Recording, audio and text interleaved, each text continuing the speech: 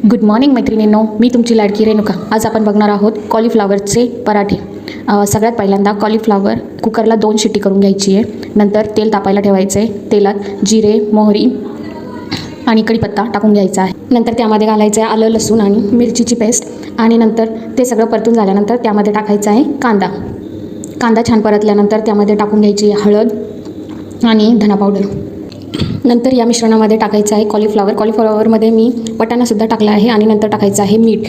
नंतर सगळं स्मॅश करून चांगलं परतून घ्यायचं आहे आणि नंतर त्यात टाकायची आहे कस्तुरी मेथी।